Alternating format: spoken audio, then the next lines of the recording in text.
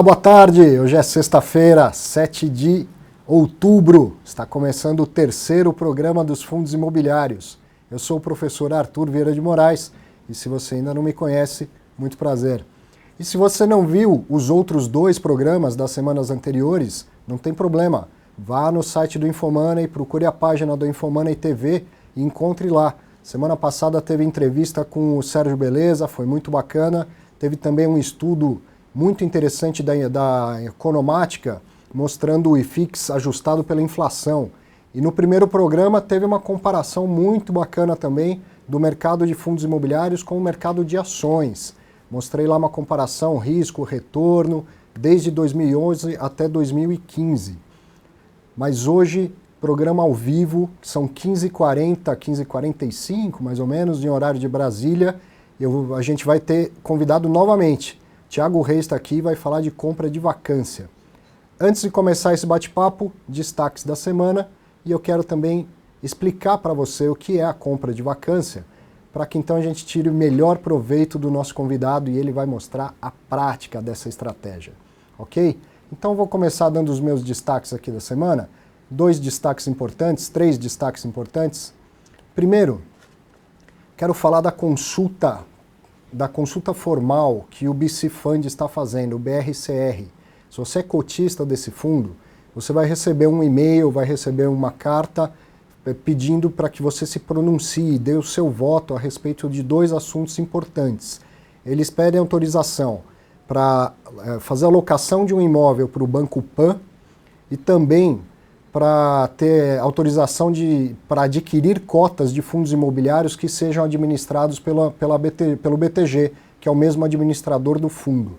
Como se trata de conflito de interesses, é preciso que você, cotista, dê o seu voto, dizendo sim, concordo, ou não, não concordo, para que isso possa então ser incluído ou não no regulamento. Mas não deixe de se pronunciar. Concorde ou não concorde, responda. Você pode fazer isso por e-mail ou pelo correio. Não deixe de participar, ok? É importante, é o seu patrimônio, é o seu fundo que está precisando aí de fazer uma consulta. Um outro destaque, mais uma vez um fato relevante com uma notícia não muito boa. O fundo GRLV11, o CSHG GR Louveira, anunciou uma repactuação do contrato de locação com a Ambev essa semana, e uma redução de quase 27% no valor do aluguel. Mais uma vez a crise aprontando das suas, né? E um último destaque a respeito do Fundo Mercantil do Brasil, que era um fundo que tinha 3 imóveis alugados para um único banco, o Banco Mercantil do Brasil. Há um tempo atrás um desses imóveis ficou vago e agora a administradora, aqui a Rio Bravo, soltou um fato relevante dizendo que conseguiu vender este imóvel que estava vago. Tá, ok? Esses os destaques que eu queria dar essa semana. Agora, eu vou explicar para você o tema de hoje, que é a compra de vacância. Você sabe que o fundo imobiliário ele é bastante indicado para quem gosta de renda, para quem gosta de dividendos, mas cabe todo tipo de estratégia para todo tipo de perfil neste produto. Então hoje a gente vai falar de uma estratégia diferente, aquela de ganho de capital, de quem quer ter lucro, mais com a valorização das cotas do que com os rendimentos. Eu vou explicar conceitualmente a compra de vacância e depois eu vou falar com um especialista nisso, que faz na prática, no dia a dia dele, que é o Thiago Reis. Então vamos lá, se puder pôr na tela, por favor. A compra de vacância, tem aqui uma telinha do nosso curso, a gente aborda esse tema, inclusive, durante o curso. Para quem quer fazer uma carteira com vistas para o ganho de capital, vai buscar no mercado fundos desvalorizados, mas que tenham bons ativos no seu patrimônio. Então que eles estejam desvalorizados aí temporariamente ou circunstancialmente. Bons indicadores para isso, o valor do metro quadrado dos imóveis comparados ao valor do metro quadrado aí do fundo, né, a valor de mercado, ou a relação do preço sobre o valor patrimonial. Não vou me preocupar com isso porque o Thiago vai falar com mais detalhes. Mas a questão é que o mercado precifica os fundos imobiliários pela renda. O brasileiro gosta muito lá da renda mensal e é mais ou menos como num paralelo com a renda fixa é que tem se feito a precificação de fundos imobiliários no Brasil. Mas a gente sabe que isso não é renda fixa e que não é só renda, tem um patrimônio lá dentro. Então os fundos, quando tem uma vacância elevada, e o que é vacância? Imóvel vago. Um fundo que tenha 10 imóveis e 2 imóveis estão vagos, 3 imóveis estão vagos. Um fundo que tenha um prédio e metade desse prédio esteja vago. Então ele não tem todo o seu potencial de geração de renda. Os rendimentos mensais eles ficam diminuídos por um determinado tempo. Isso normalmente leva as cotas a se desvalorizar na bolsa.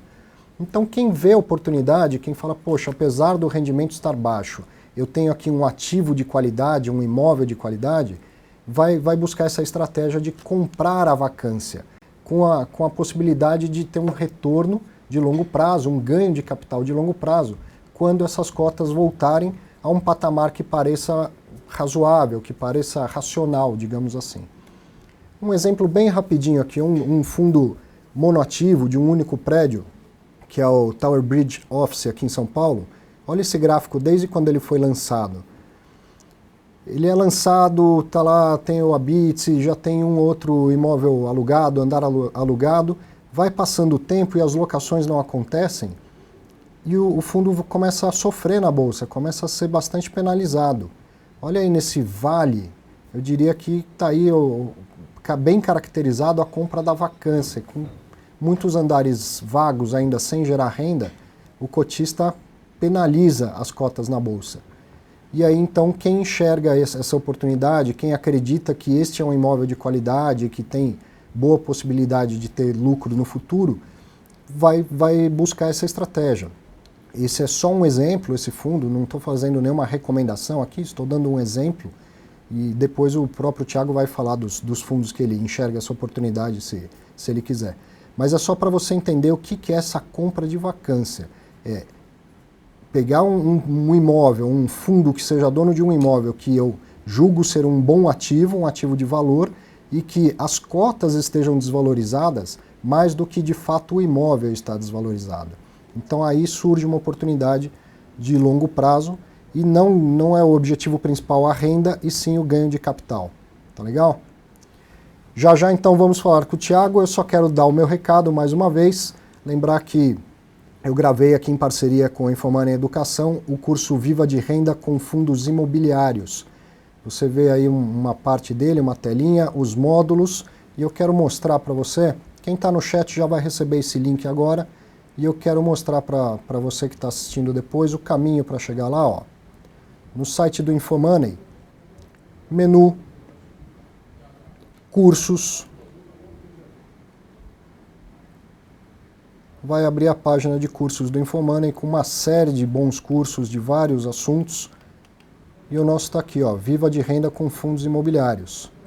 Clicou lá em Saiba Mais, você já vai ter acesso a todo o conteúdo programático e querendo já vai poder fazer a sua inscrição.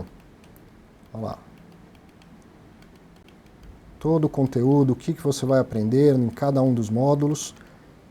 Ok, eu te convido a conhecer, como eu venho dizendo, o trabalho está bem bacana, eu tenho confiança de que o conteúdo é relevante e que vai te ajudar a investir com clareza, com consciência, sabendo quais são os fundos que interessam para a sua estratégia, para o seu perfil de investidor. Está aí no chat para quem está acompanhando. Tá legal? Então agora, hora de dar voz ao nosso convidado aqui. Thiago Reis. Tudo bom, Arthur? Tudo bom? Obrigado Obrigado você. Pela oportunidade. Eu endosso o seu curso, recomendo muito que quem está começando, quem já tem nível médio, até quem está avançado, tem sempre alguma coisa a aprender aí. Sempre, está todo mundo aprendendo sobre fundo imobiliário, né? E eu diria que o fundo imobiliário é um dos melhores instrumentos para quem busca renda, né? Sim. Não é o que a gente vai tratar hoje, exatamente, mas dificilmente você vai encontrar no mundo inteiro algo que pague próximo de 10% de dividend yield no mundo que você tem juros baixos, né? Aqui a gente tem juro alto, né? Essa é a grande dificuldade, mas não é dos fundos imobiliários, até falamos disso semana passada com o Sérgio Beleza.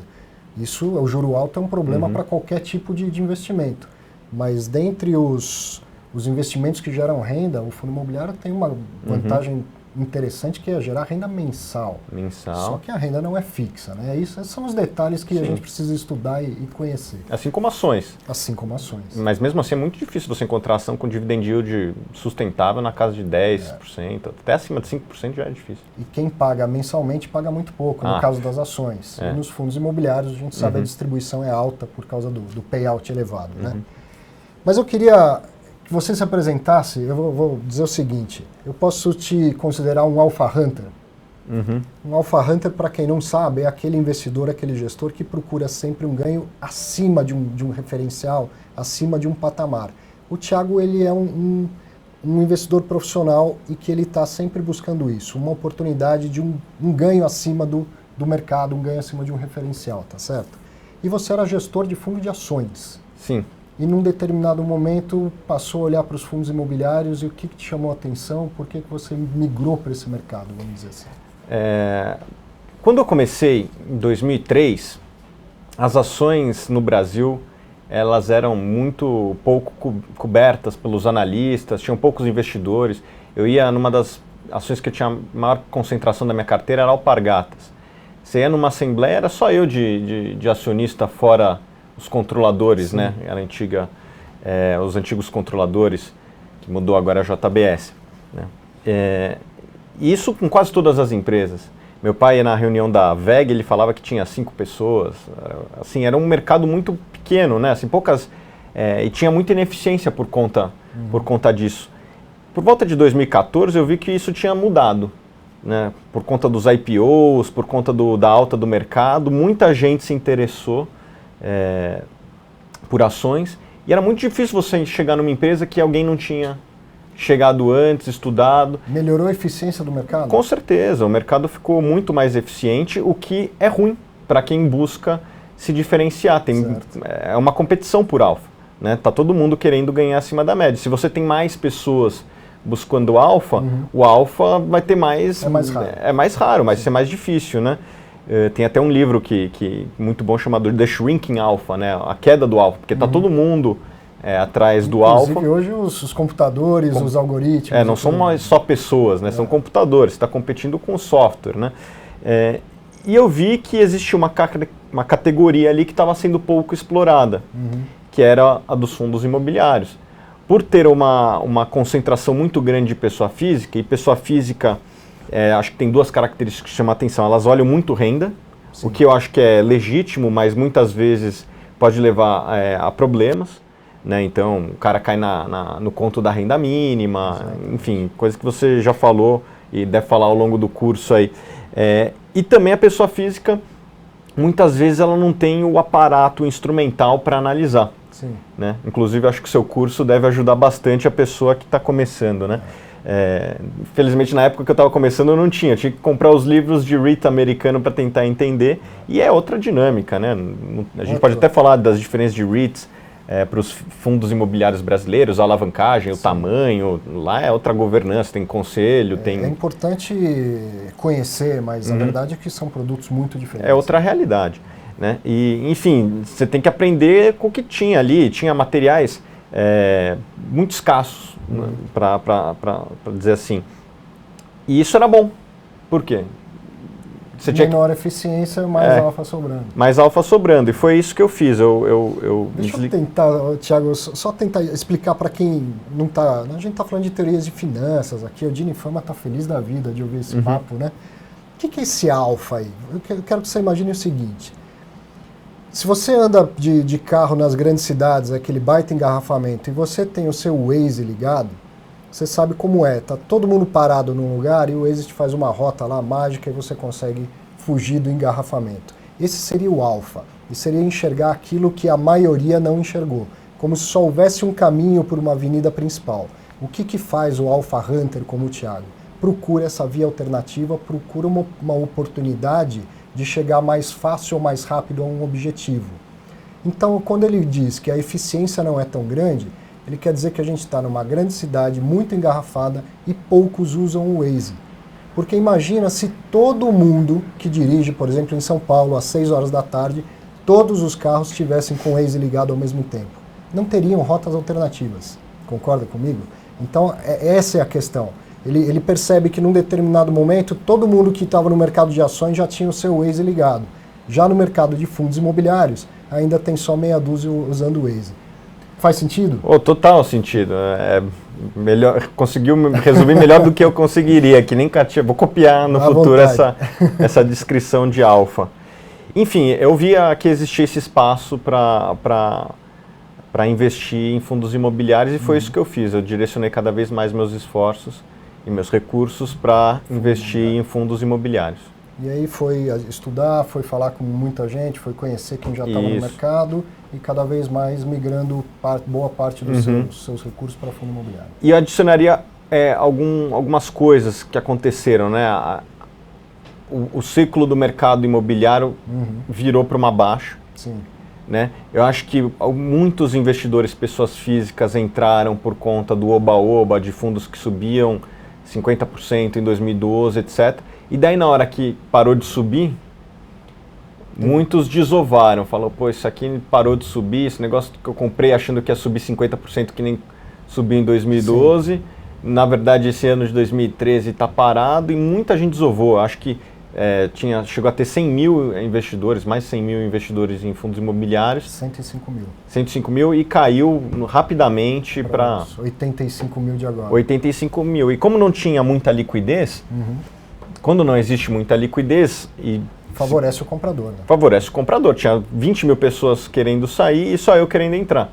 Ou eu e mais alguns poucos ali, né? Ou seja, era um buyer's market, né? Assim, eu tinha 25 mil pessoas querendo me ofertar e tinha só eu e mais poucos ali que estavam dispostos a comprar. Então, o preço estava muito baixo.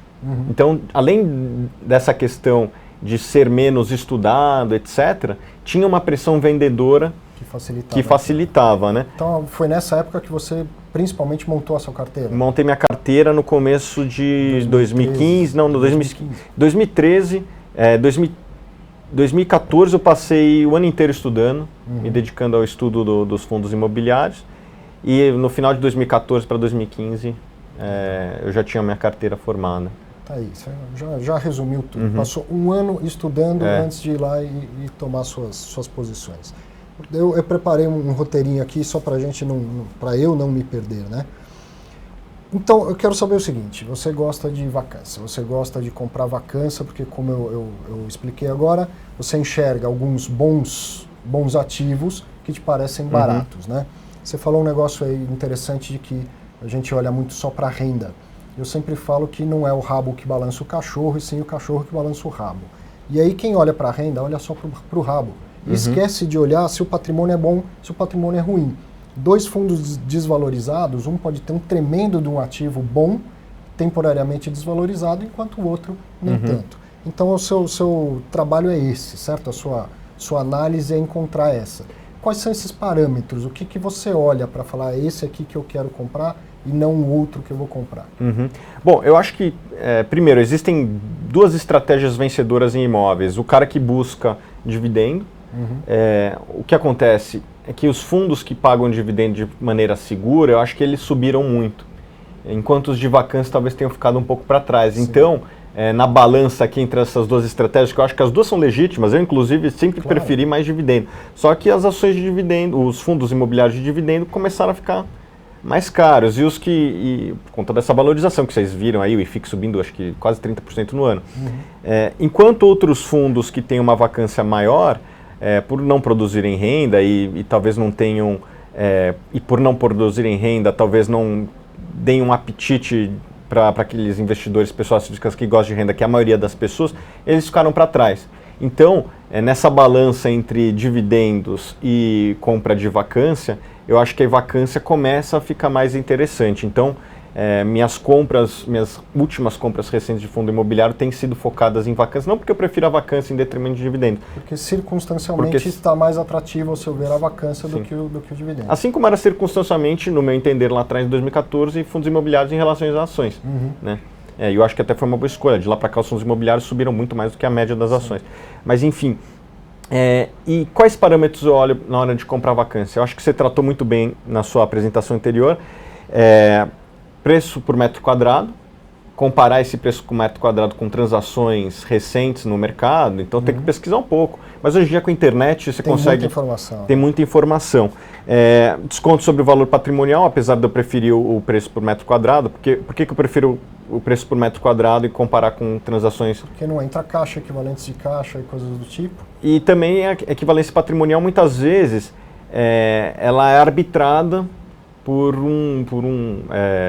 uma consultoria especializada, e muitas vezes quem escolhe a consultoria especializada é o administrador, gestor do fundo, e esse gestor e administrador do fundo, ele é remunerado sobre o valor patrimonial. Então você tem um certo conflito de interesse. Eu não estou dizendo que isso acontece, mas pode acontecer do administrador escolher aquele consultor para dar uma chancela ao valor patrimonial é tal, aquele que deu o maior preço. Sim.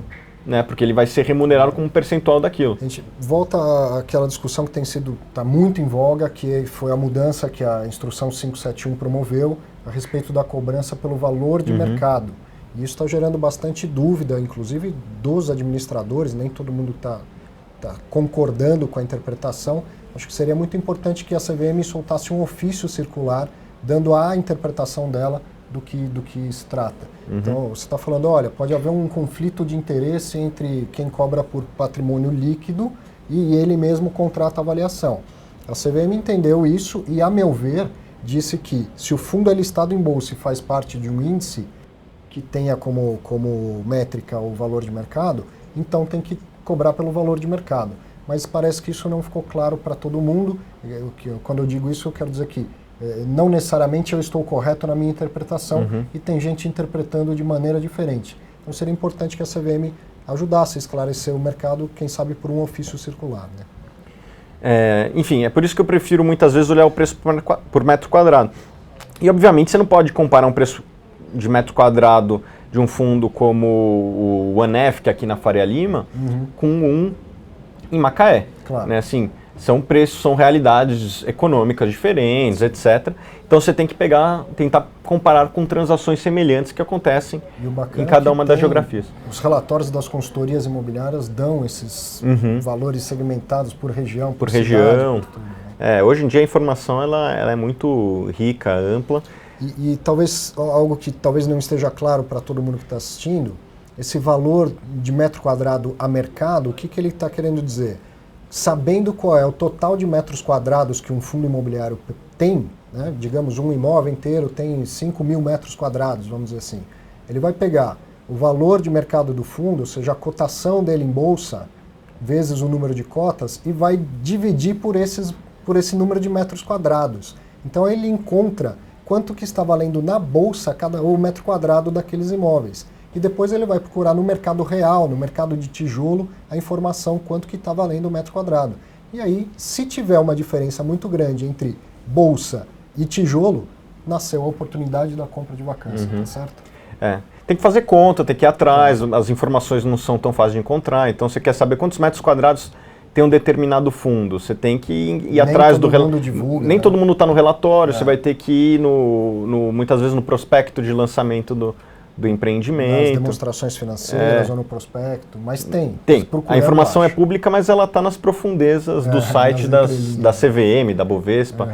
Enfim, não existe um serviço que te dê por enquanto, essa informação então, de maneira consolidada. Fica também uma dica para os administradores que poderiam colocar a informação já no relatório gerencial. Facilitaria muito.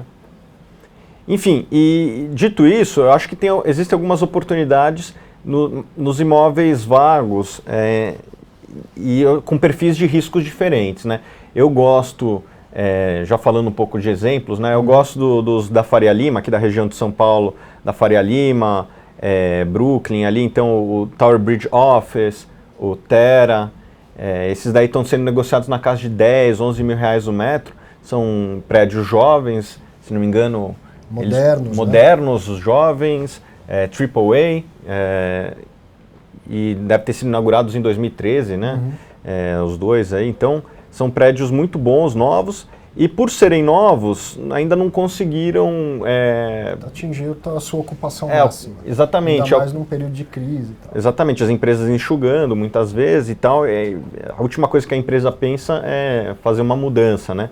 Mas eu acho que quando a economia melhorar, primeiro que a gente vai ter um período sem novas construções. Sim. Até porque tem um estoque muito grande de mercadoria aí no mercado. Quando a economia voltar a crescer, esses prédios modernos, etc., eles tendem a ter uma atratividade para quem quer montar uma empresa no Brasil, para quem quer expandir sua operação, etc. E São Paulo, ao contrário de outros lugares do mundo, São Paulo acabou virando um epicentro das empresas que querem se instalar no Brasil. Então você pega uma empresa jovem como o Facebook e o LinkedIn, sim, o escritório deles, Google fica em São Paulo. Às vezes grandes multinacionais têm em São Paulo a sua América matriz. Latina, né? A matriz, digamos, para a Latinoamérica. Latinoamérica muitas vezes fica em São Paulo. Então, São Paulo tem essa pouca dependência de um setor específico, ao contrário do Rio, que tem uma dependência maior do setor de petróleo, sim, e do próprio governo, né? Então, assim, vamos supor, a dinâmica do setor automobilístico abriu indústria, as indústrias nacionais não conseguiram competir, fecharam e vão ter que fechar escritório em São Paulo. Mas talvez a empresa chinesa ou a coreana vai ter que se instalar e vai procurar um escritório em São Paulo. Então, São Paulo tem essa dinâmica muito bacana, né? E esses empreendimentos que eu falei, o Tower Bridge Office, o Terra, eu gosto também do BBVJ, que é um fundo um pouco mais arriscado, e também do ANEF, eles com certeza negociam abaixo do valor de reposição, né? Só para entender por que te parece mais arriscado o BBVJ, que é ali na Marginal Pinheiros? Por uma questão de localização. Sim. Até pelo histórico dele. Você vê que o histórico dele de locação, ele é um pouco pior do que outros fundos. E não acho que é uma questão de desleixo do administrador. Não, é uma questão de dificuldade de vender uma mercadoria que é um pouco mais difícil. Para quem não conhece São Paulo, existe um lado, vamos dizer assim, mais desejado da Marginal para se instalar, e existe o outro lado. Esse fundo fica do outro lado. Então ele tem uma dificuldade maior de Mas que no locação. Momento de economia aquecida, todos os lados seriam ocupados e a bons preços. Provavelmente. E ele está num preço muito baixo, né? Isso que o torna muito atrativo. Talvez ele não seja o melhor prédio de São Paulo, apesar de ter um padrão construtivo muito bom, mas você tem que não só levar em conta o padrão construtivo como a localização. Claro. O padrão construtivo é ótimo, a localização talvez não seja tão boa, mas o preço dele é tão baixo, que eu acho que faz sentido aquele investidor de longo prazo comprar cota Z. Preço, você quer dizer preço das cotas em bolsa? Preço das cotas em bolsa. Se você quisesse ir lá e falar, quero comprar um andar aqui, não sairia barato.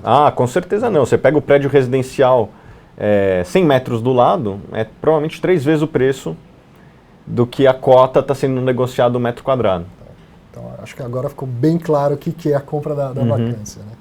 Você falou que fez essa carteira a partir do começo de 2015. O IFIX valorizou bastante de lá para cá. Você já saiu de alguma posição, ou da maioria das posições? Não, eu tenho um perfil de investimento que é próprio, é meu. No caso de fundos imobiliários eu não vendo, eu só compro. É um perfil meu. Cada um tem uma dinâmica, então essa é a minha característica. Essa estratégia que nasce como compra de vacância, um dia ela vai se tornar renda com um yield bastante elevado, já que você comprou barato. Eu imagino que sim. O dia que a economia melhorar, né? Daí tem questões de dinâmica própria do imóvel, tem a dinâmica da região e a dinâmica do país. Óbvio que tudo influencia um pouco, né? Mas eu acho que o dia que a economia voltar a crescer e a gente tiver a ocupação crescendo nas principais cidades do Brasil, com certeza o dividendo vai ser muito atrativo nesses fundos que eu citei. Já que você comprou há muito tempo atrás, né? Sim. Talvez quem não saiba, em 2011 mais ou menos, a vacância em São Paulo era praticamente zero. Não tinha escritório vago para São Paulo. Se uma empresa quisesse vir para cá, não tinha onde se instalar. Tinha fila de empresas, né? Hoje tem um monte de escritório vago, mas são ciclos. São ciclos. Né? As coisas não vão acabar assim. Uma coisa que eu queria saber, em alguns desses fundos, alguma coisa já saiu diferente do planejado? Quer dizer, você achou que estava comprando lá num preço que já parecia mínimo e caiu mais? Você vai ter que esperar um pouco mais pelo retorno que você acreditava ter? E o que você aprendeu com isso, caso tenha acontecido? Eu ouvi outro dia uma piada, um dito que é mais ou menos assim: o preço mínimo que uma cotação chega é 10% abaixo do que você acha que é o mínimo. Né? E com certeza isso já aconteceu com todo mundo e comigo não foi diferente. Eu já comprei fundos que caíram em relação ao meu preço de entrada, mas isso não me preocupa tanto. O que mais me preocupa é a perda de inquilinos. Eu tenho alguns fundos, principalmente no Rio, que perderam alguns inquilinos e estão tendo alguma dificuldade. Você já comprou por uma vacância que existia e essa vacância ainda aumentou. Isso, depois que exatamente. Então, mas você tem um portfólio, né? Eu tenho, acho que 25 fundos na minha carteira. E a diversificação consegue esse dano ele não é tão alto. Aliás, isso é uma das vantagens que existe em fundo imobiliário. Você tem, sei lá, uma carteira de... Quanto custa um imóvel em São Paulo, uma sala? Uns R$500 mil. Sim. Se você compra uma sala em São Paulo e... Concentrou tudo naquele imóvel, exatamente, naquela localização. Sua vacância é binária, ou é 100%, perfeito, ou é zero. Né? O fundo imobiliário permite você pegar esses mesmos R$500 mil e alocar em quantos fundos você quiser. Existem mais de 100 fundos listados em bolsa. Você pode comprar 100 fundos. E lembrando que um fundo não tem só uma propriedade. Né? O BC Fund tem quantos imóveis dentro dele? O HGRE tem 98, se não me engano, o BC Fund deve ter uns 18, 20 imóveis. 18 prédios, empreendimentos, né? Empreendimentos, né? Porque o Eldorado ali, mais, o Eldorado, eles têm 70% do prédio do Eldorado, que é um prédio muito bacana aqui em São Paulo, e tem quantas propriedades dentro do próprio Eldorado, né? Então, deve ter umas matrículas de imóveis lá, deve ter mais de 100, né, dentro do BC Fund. É uma tremenda diversificação, com o mesmo dinheiro que você empataria num único imóvel, numa única localização. Né?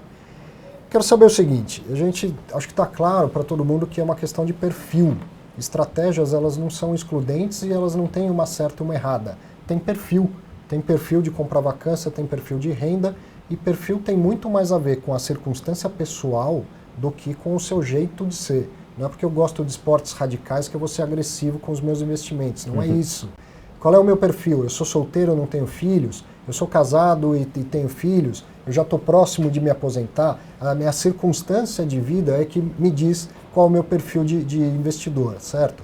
Então, para quem tem esse perfil, para quem entendeu e tem perfil para comprar vacância, ainda tem oportunidade no mercado? Mesmo com a alta recente do IFIX?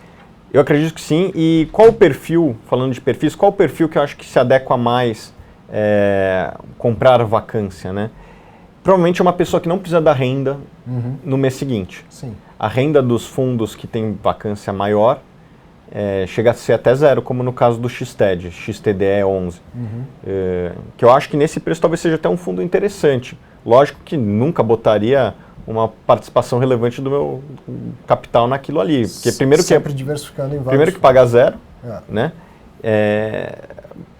Segundo que o principal imóvel dele fica numa região mais arriscada que a média. De petróleo. Isso, para quem não conhece, o XTED fica... O seu principal imóvel fica em Macaé, né? E 70% do fundo contém esse imóvel, que é uma região que sofre com tudo que a gente sabe de Petrobras, o petróleo que já chegou a $150, hoje está na casa de 40, e isso machuca a economia da região inteira, que é muito dependente da indústria de petróleo. Mas o imóvel está muito barato. Eu até compartilhei com você, num grupo lá de WhatsApp, que os imóveis na região estão tudo na casa de R$5 mil o metro, o preço pedido. O XTED está sendo negociado por 1.500. Então, quem tem perfil, tem dinheiro e tem liquidez, quer dizer, não precisa desse dinheiro no curto prazo e não precisa de renda no curto prazo, pode se interessar pela estratégia, estudar um pouco mais e montar uma carteira. Isso. Muitos institucionais fazem isso. Né? Tem muitos fundos imobiliários e eles não buscam só rendimento, buscam também esse ganho de alfa que a gente estava falando. Mesmo porque eles veem que as propriedades no mercado físico não caíram tanto de preço. Perfeitamente. Né? Mesmo porque teve inflação, que a gente pode até falar aqui, o INCC subiu 50% desde 2011, desde que a Dilma assumiu. E as cotas caíram, muitas dessas cotas, e as cotas que, em relação a 2012, caíram quase todas. Né? o IFIX está na máxima, mas é porque ele computa o dividendo. Se a gente excluir o dividendo e ainda excluir a inflação... A inflação. Pô, deve ter... Está longe da máxima ainda. Está muito longe da máxima. Ou seja, ainda tem oportunidade mesmo com essa alta nominal do IFIX. Isso. Mas não é em todos os setores, não é em todos os tipos de fundo imobiliário. E eu acho que esses investidores institucionais, eles estão tentando fazer exatamente essa arbitragem de você comprar metro quadrado barato e eventualmente vender metro quadrado em outro mercado que não o mercado de capitais. Isso. Foi o que aconteceu com o Comprar Terra. em bolsa e depois vender no mercado real. Até também remete àquilo das OPACs que a gente comentou. Isso aí eu acho que vale uns 3 debates aqui. Tem assunto que não acaba mais. Falando em assunto que não acaba mais, hoje a gente ainda tem um tempinho e tem a possibilidade de bater um papo aqui via chat. Então eu vou começar a dar uma olhada aqui para a tela do computador e se você quiser mandar uma pergunta aqui para o Thiago, aproveite a oportunidade. Tá? Vamos lá, vou dar uma olhada aqui no chat. Pessoal falando do MBR que a gente comentou. A gente tem mais uns minutinhos antes de terminar. 267 pessoas ao vivo aqui, hein? Que bacana. É o recorde? Acredito que sim. Pô, que bom. Que sim. Vai crescendo semana a semana. Será que eu conheço alguém aí? Júnior, Sabe Tudo. Pô, esse aí eu queria conhecer. Esse aqui é o Petit, trabalha comigo lá. Um abraço, Petit. Petit, olha aí. João, nossa, até o João do Feijão aqui. Ó. Pessoal, alguma questão? Senão a gente faz um encerramento. Eu quero dar um recado para a semana que vem. Tá aqui, ó, registrado que a gente está dando uma olhada no chat. Se tiverem dúvidas, ok. Mas acho que eles estão mais batendo um papo entre eles lá no chat, viu, Thiago? Tá bom. Então, antes de encerrar, eu quero dar um recado. Pode falar. Não, acho que deixei bem claro, então, já que não tem nenhuma dúvida. Exatamente. Eu tinha um professor na faculdade que fazia isso. Ele perguntava, alguém tem dúvida? Não, então porque eu dei aula perfeita aqui. Não deixei nenhuma dúvida. Então, 2 coisinhas que eu vou pedir para colocar essa imagem na tela, por favor. De que a gente falou aí da estudo, planejamento, e essa é uma imagem que circula aí nas redes sociais. Eu sei que você já clicou, já curtiu, já compartilhou e talvez não se lembre de que a vida não é assim linear, tão fácil. A estratégia de compra de vacância é válida para quem tem perfil, mas lembre-se, como o próprio Thiago mostrou aqui, às vezes você compra achando que já está no fundo do poço e as coisas mudam, as circunstâncias ainda podem ficar mais difíceis. Então é preciso ter planejamento para poder atingir lá o seu objetivo. As coisas não vão ser lineares, mas se você tem objetivo e tem perfil, se preparou para isso, vai chegar lá. E um recado então que eu quero dar antes da gente encerrar, pode voltar aqui para mim, obrigado. Semana que vem a gente vai ter um bate-papo aqui bem especial, vai vir o pessoal lá da Votorantim falar sobre o BBPO11, o BB Progressivo 2, o fundo imobiliário com o maior número de cotistas, pessoas físicas do Brasil. Então se você é cotista, tem que assistir. Se você não é cotista, grande oportunidade de conhecer um fundo imobiliário relevante em patrimônio, liquidez, locatário, de conhecer esse fundo apresentado por quem toca ele no dia a dia. Tá legal? Muito obrigado, até semana que vem. Thiago, muito obrigado. Obrigado você. A gente vai se ver mais vezes aqui, com certeza. Com certeza. Obrigado, um abraço, até semana que vem. Tchau, tchau, pessoal.